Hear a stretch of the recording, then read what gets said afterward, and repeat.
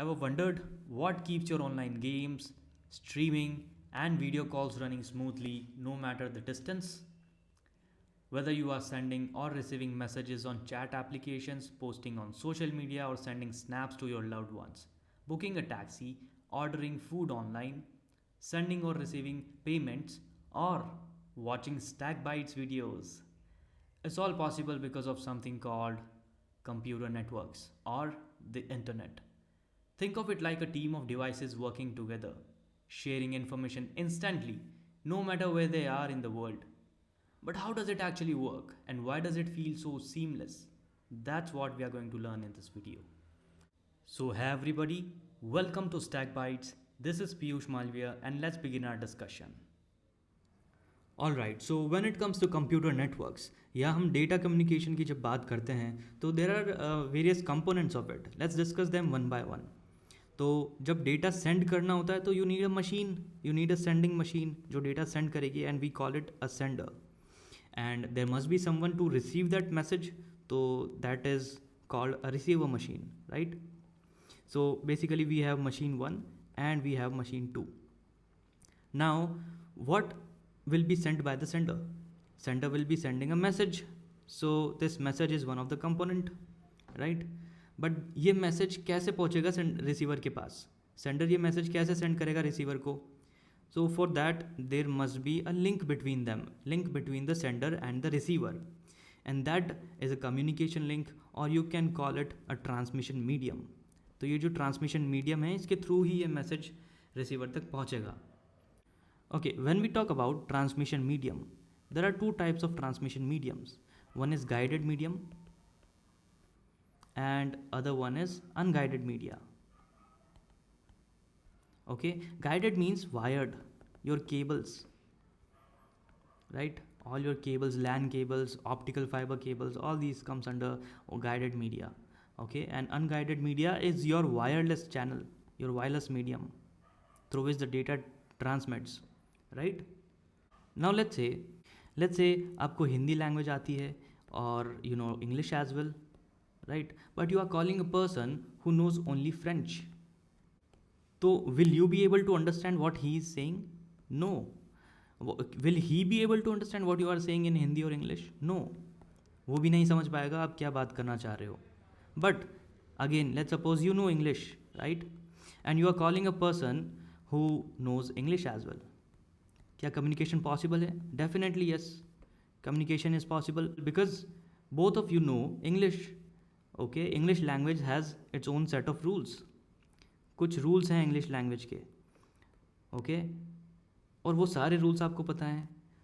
Same to same rules person 2 को भी पता हैं जो इंग्लिश जानता है. And this set of rules is called a protocol. तो you basically need something called a protocol. तभी तो रिसीवर इस मैसेज को डीकोड कर पाएगा और समझ पाएगा कि what is there in this message, right? So basically there is a protocol, right? There is a message, there is a sender, there is a receiver, and there is a transmission medium. So these are 5 basic components of data communication, right? Okay, so all these components are listed here, right? You have a sender, you have a receiver, you have a message, you have transmission medium, and you have protocols, right? All right, let's say you are running an application called Notepad in your PC, right? Now when you press a key on your keyboard A, it gets printed on the monitor, right? When you press B, it gets printed on the monitor again. Now you can say that this communication is happening over here. Your sender device is, you know, keyboard is your sender device and your monitor is the receiving device, so it's a receiver. This A and B, these are the messages that the sender is sending to the receiver. You are absolutely correct. But you need to know one thing कि ये सारी चीज़ें एक ही machine में हो रही हैं. All of this is happening in just one machine, single machine only. आपके ऑपरेटिंग सिस्टम में 2 प्रोसेसेस हैं, P1 एंड P2. वो 2 प्रोसेसेस, जो P1 प्रोसेस है वो डेटा सेंड कर रही है और P2 प्रोसेस डेटा को रिसीव कर रही है. आपका सेंडिंग डिवाइस जो कीबोर्ड है वो मशीन को डेटा सेंड कर रहा है, आपका मशीन और आपका जो CPU है वो उस डेटा को डिस्प्ले पे सेंड कर रहा है, मॉनिटर पे. All of this is happening with the cables. Cables भी हैं यहाँ पर, तो ट्रांसमिशन मीडियम भी है यहाँ पर, but these two different processes are talking to each other. In this case we cannot say that this is a computer network. तो computer network का concept यहाँ नहीं आता है, because when we talk about computer network there are two or more than two devices connected together to form a network.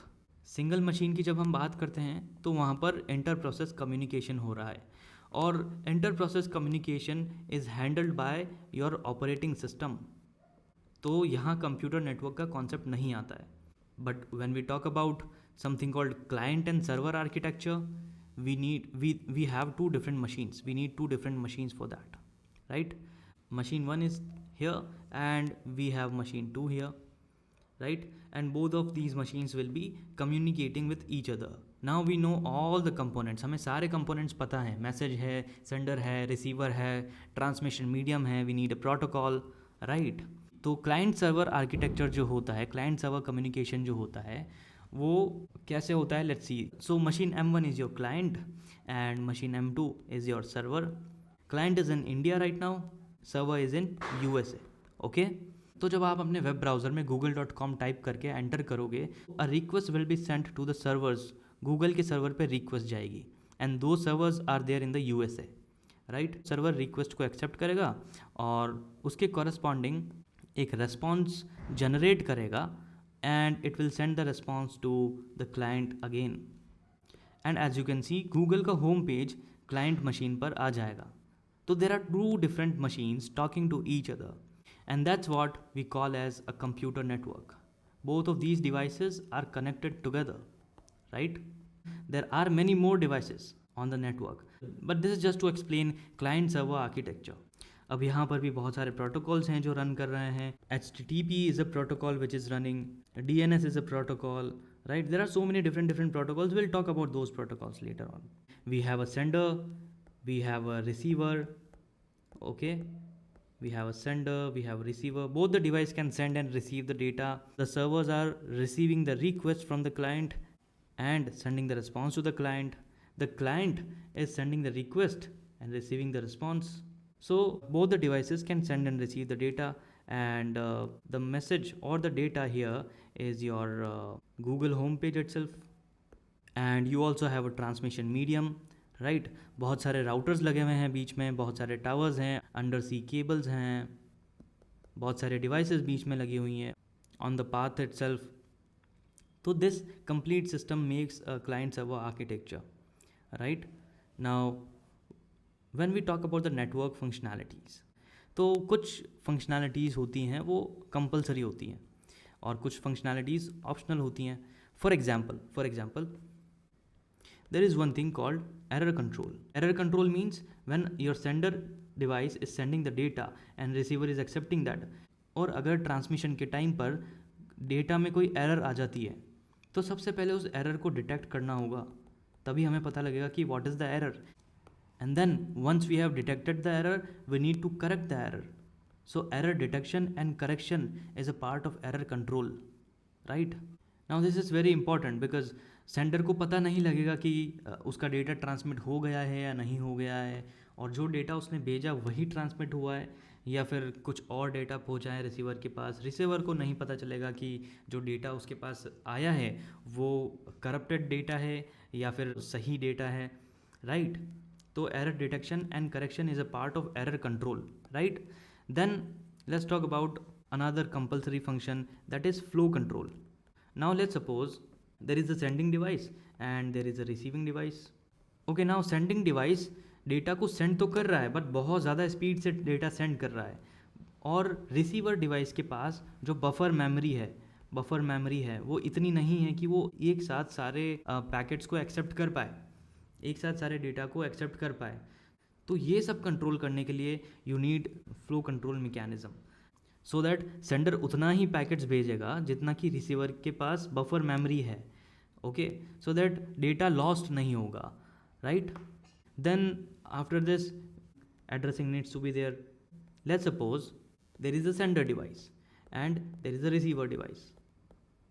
Now sending device अगर data send करेगा तो उसे एड्रेस तो पता होना चाहिए ना कि रिसीवर डिवाइस का एड्रेस क्या है. अगर एड्रेस ही नहीं पता होगा तो डेटा कैसे भेजेगा? और चलो एक बार के लिए मान लेते हैं कि सेंडिंग डिवाइस को रिसीवर डिवाइस का एड्रेस पता है, उसने डेटा भेजा, रिसीवर ने एक्सेप्ट कर लिया, बट रिसीवर को कैसे पता लगेगा कि वो डेटा कहाँ से आया? उसको भी सेंडर का एड्रेस पता होना चाहिए। तो ये जो एड्रेसिंग वाला पार्ट है जिसमें आईपी एड्रेसिंग, मैक एड्रेसिंग, ये सारे कॉन्सेप्ट आ जाते हैं, this becomes a mandatory thing, this becomes compulsory, okay, for a network to function. तो there are so many things like this. Now इन सारी चीज़ों की जो कोडिंग होती है वो ऑपरेटिंग सिस्टम में इनबिल्ट होती है। आपका जो भी ऑपरेटिंग सिस्टम है, विंडोज़, मैक, लिनक्स, उसमें इनबिल्ट होती है इन सब चीज़ों की कोडिंग, जो कि कंपल्सरी नेटवर्क फंक्शनैलिटीज़ है।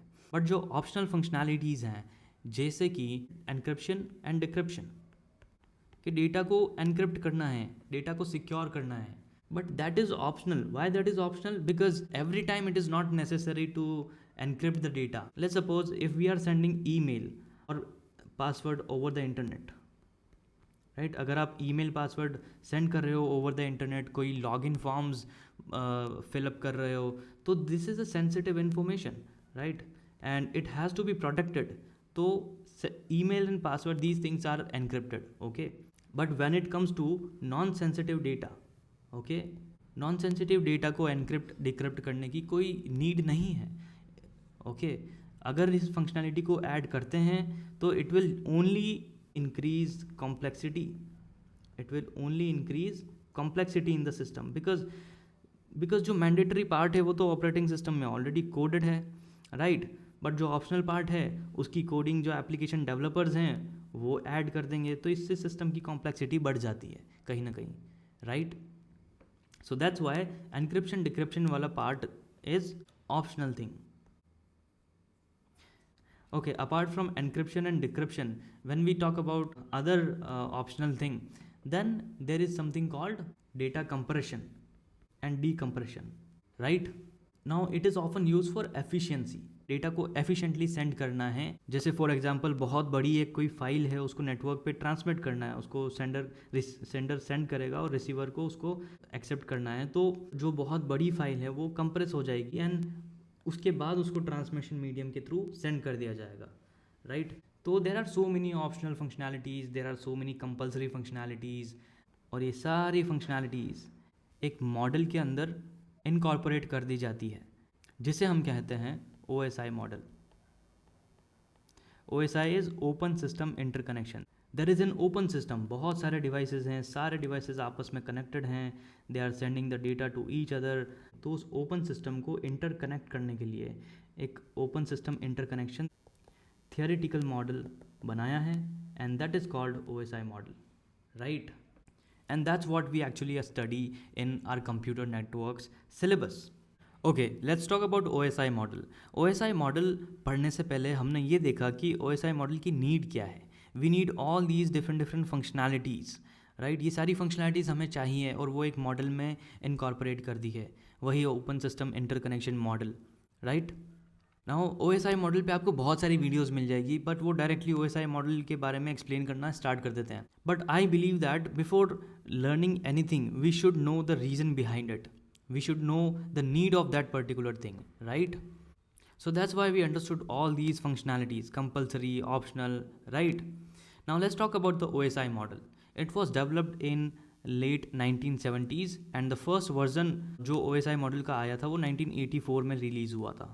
And OSI model has 7 layers. Layer 1 is physical layer, then data link layer, then layer 3 is network layer, and transport layer, session layer, presentation layer and application layer, layer 7. Each of these have their own set of protocols. हर एक layer के पास अपनी एक functionality है जिनके through वो message process होता है, data process होता है और वो डेटा ट्रांसमिट होता है। तो that's what we actually have to understand here, okay? We are understanding OSI model in brief, right?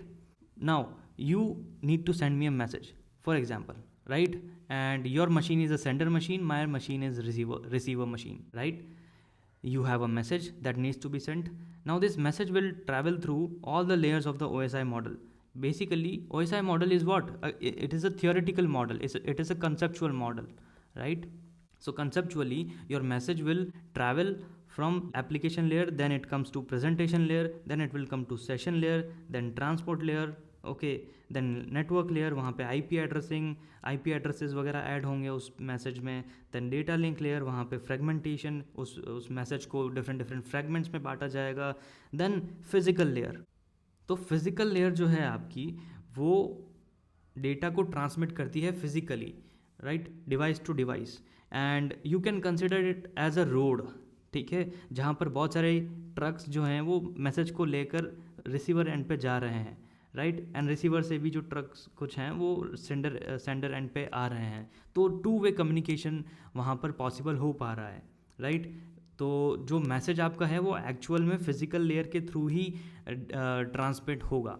ये ट्रांसमिशन मीडियम है बेसिकली. तो हमने जब ट्रांसमिशन मीडियम के बारे में देखा था, unguided media, right, guided media, wires, cables और वायरलेस चैनल हो सकता है. तो फिजिकल लेयर पे वही सब आ जाता है.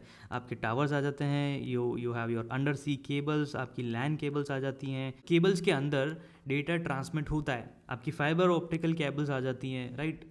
तो डेटा ट्रांसमिट होता है in the form of light in the fibre optical cable, और data can travel in the form of signals in other cables like coaxial cable. And हम पढ़ेंगे डिफरेंट केबल्स के बारे में भी. But as of now consider physical layer as a road which takes your data through a physical medium, right, device to device. But जब data आपका receiving end पे पहुंच जाता है तो physical layer will take that data, then that data will be forwarded to the data link layer. फिर वो network layer के पास जाएगा, फिर वो ट्रांसपोर्ट लेयर के पास जाएगा. ट्रांसपोर्ट लेयर ये बताएगी कि वो डेटा किस पर्टिकुलर एप्लीकेशन के लिए है. वो सेशन लेयर के पास जाएगा, वो प्रेजेंटेशन लेयर के पास जाएगा, and then finally application layer के पास जा करके वो डेटा रिसीविंग एंड पे डीकोड हो जाएगा, राइट. जो प्रेजेंटेशन लेयर है आपकी, वो डेटा को डीकोड कर देती है और एप्लीकेशन को दे देती है. तो जो मैसेज है रिसीवर एंड पे वो डिकोड होके और रिसीवर की मशीन समझ जाएगी कि what is this particular data, इस डेटा में, इस मैसेज में क्या है, right. So this is how the data communication happens when it comes to OSI model. तो ये कंसेप्चुअल मॉडल है. ये जो सारी लेयर्स हैं वो सारी मशीन्स पे होती हैं, machine 1 and machine 2, and there could be so many different machines. जो भी मशीन आपस में कम्युनिकेट कर रही है, they all know what is OSI model, because हमने ये चीज़ देखी है कि अगर कोई प्रोटोकॉल है और वो प्रोटोकॉल सारे वेंडर्स, सारे मैन्युफैक्चरर्स यूज़ करने लग जाएंगे तो वो एक स्टैंडर्ड बन जाएगा. In the same way, OSI model is what? This OSI model is a standard for data communication, right? So this is your OSI model. Okay, when we talk about the effective data communication system, वहाँ पर ये 5 different points हमें ध्यान में रखने होते हैं. जैसे कि when we talk about the delivery, तो डेटा की जो डिलीवरी है that must be to the correct destination. आपने जो डेटा सेंड किया है, सेंडर ने जो डेटा सेंड किया है वो करेक्ट डेस्टिनेशन पे पहुंचना चाहिए. ऐसा नहीं कि वो डेटा किसी भी थर्ड पर्सन को मिल जाए, right. So delivery should be on the correct destination. Then when we talk about the accuracy means whatever the data is being sent by the sender, the same data should be received by the receiver. Okay, data accurate होना चाहिए, error free होना चाहिए. जो भी data send किया है sender ने वही डेटा रिसीवर को मिलना चाहिए. ऐसा नहीं होना चाहिए कि डेटा बीच में करप्ट हो जाए या उसमें कोई एरर आ जाए या फिर वो डेटा बीच में चेंज हो जाए, राइट. तो it must be accurate. Then when we talk about the timeliness means data must be delivered in the given time. ऐसा नहीं हो जाए कि डेटा आपने सेंड किया अभी और वो डेटा रिसीवर के पास 4 दिन बाद पहुंच रहा है, तो that will be really very worst scenario, right. So timeliness, data must be delivered in the given time. Then less jitter. Okay, jitter is what? Variation in the packet arrival time, right? Uneven delay in the delivery of the packets. Variation जो होता है ना packet के arrival time पे, that is what we call as jitter. तो it should be less. Okay, jitter बहुत ज़्यादा नहीं होना चाहिए. जो uneven delay है पैकेट के डिलीवरी में वो बहुत ज़्यादा नहीं होना चाहिए, right? And finally there is security. Data must be securely traveled onto the transmission medium. जो भी सेंडर से रिसीवर पे जो डेटा ट्रांसमिट हो रहा है वो सिक्योर होना चाहिए, राइट. तो ये सारे पॉइंट्स काफ़ी इंपॉर्टेंट हो जाते हैं when it comes to effective data communication system. Now let's talk about computer networks की definitions. There are so many definitions of computer networks. हर दूसरी बुक में, हर दूसरे ब्लॉग पर, हर दूसरी वीडियोज़ में, right, you will find different definitions of data communication and networking या फिर computer networks, राइट. तो I have given 4 different definitions over here, अलग अलग सोर्सेज से. वो आप यूज़ कर सकते हैं if you want to use it somewhere, और नहीं तो आप अपनी खुद की भी डेफिनेशन बना सकते हैं. Now you know everything, you know the entire concept. Okay, computer networks are what? Exchange of data between two devices through transmission medium. Okay, exchange of data between two devices through transmission medium like wire, cable, etc. Right, this could be one of the definition. ये एक definition हो सकती है. उसके अलावा group of devices जो कि connected है आपस में और एक दूसरे के साथ data share कर रहे हैं. group of devices जो कि एक दूसरे से connected हैं, right, और आपस में data share कर रहे हैं. So that is what we can call it as a computer network. Then a telecommunication network which allows digital devices to exchange data between each other, ये भी definition वही है. And collection of autonomous computers interconnected by single technology. एक ही same technology से वो सारे computers interconnected हैं और autonomous computers का एक collection है basically computer network. तो ये सारी definitions हो सकती है, or else you can create your own. Now you know the concept. Right?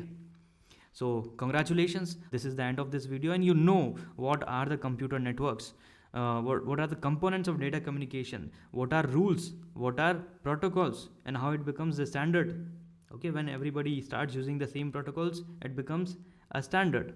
You know what is the need of OSI model, and we have seen an overview of the OSI model.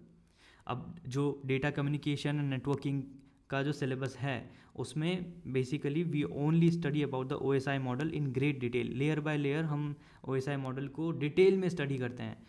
So that's what we are going to do in the upcoming videos. That's it. Let's grow together as Stack Bytes engineers. See you in the next one. Thank you so much.